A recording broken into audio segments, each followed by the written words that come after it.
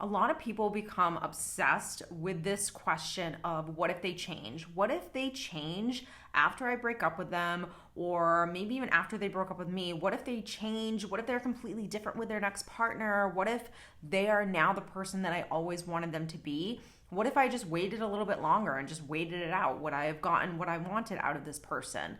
And they can become really obsessed with these questions and ruminate for way too long, and it's something that will hold them back from possibly ending a relationship, or it'll just hold them back from just being able to move on in general. Now, the first thing I'm going to mention, because it is the obvious, is this person really isn't going to change. So let's just keep it real for a second. If we're talking about a narcissistic personality, if we're talking about like an actual disorder, never going to happen. And I've done a ton of videos really going into depth on why this is just never going to happen. But let's talk about even just the average person and how it's really not impossible for the average person, but it still is extremely hard for them to be different. I've said this so many times over the years. I've done so many videos on this type of topic. In order to change fundamental things about yourself, you have to completely own everything, which most people don't want to do.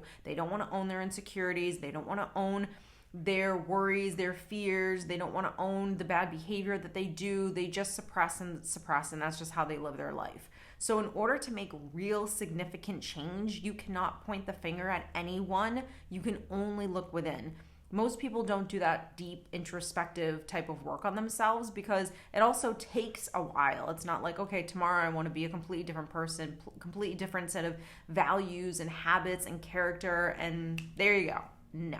It's going to take time of that person making these changes and doing the same thing over and over again to actually see the real significant change and results in this person. Which is another reason why most people don't change, is because they don't want to really do the work, because the work requires a lot of consistency and it requires time, and most people are really impatient. Most people want to know the 5 ways to attract a relationship, or most people want the easy answer just to kind of completely change their life in general, and it just doesn't work like that. So because people don't want to take responsibility for themselves, because people are impatient and they don't want to actually do the work and be consistent with this stuff, this is why the average person will probably never change either. Now, again, when we're talking about a personality disorder, now let's completely magnify those things, because someone with a disorder doesn't know they have a disorder. And even if they do, even if, yes, I've gone to therapy and someone has diagnosed me with actually being a narcissist,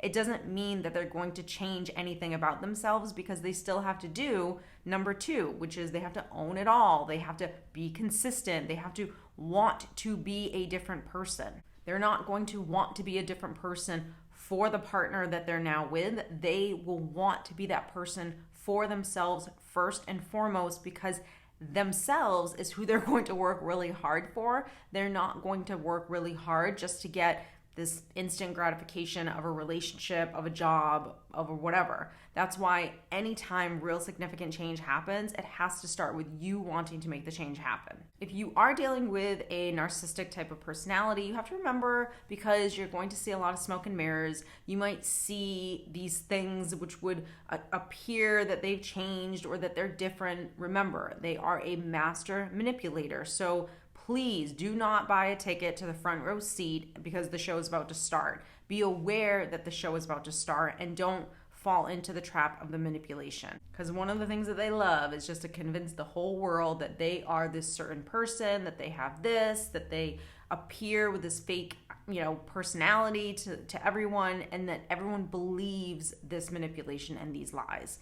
They don't really know who they are. They're just constantly playing characters. So please, please, please do not fall for that trap. But what I'm going to do in this video is what I do with mostly all of my clients when we're talking about this specific topic. I'm going to, let's just play it out. Let's just say that this person actually changes. Here's what I want you to remember if this person actually changes. Now, the first one is what we just talked about. Remember, change takes a lot of work, and most likely it's not going to happen. But let's say that there is some change actually being made in this person. Since that person has changed, you have to also accept that you have changed. Now, this isn't a race of who's changing faster and who's where, but If they're changing and you're changing, you are still evolving. So everything that you know now, you're doing it at the next level. So you are a little bit not ahead of the game, meaning winning and losing, but you're just like in a different lane than what this person is in. You're now attracted to a different type of personality than what you were attracted to before. Now, I don't mean this in a narcissistic way. I don't mean this in a competitive way, because there is no competition. What I am trying to stress and get you to understand is that as they have changed and grown, so have you. Your interests are different now. You look at things different now. You are no longer the person that you used to be in that past relationship. You start to just evolve past that relationship and what it is that you thought you wanted at that time. So what you were expecting to get out of that relationship, or what you were hoping to get out of that relationship, let's say that's here. And now this person is changing and they're like almost meeting the bar. Let's say they even meet the bar. You have also, as you've grown, that bar keeps doing this, because that's what happens when you grow and you get better, is that this keeps increasing.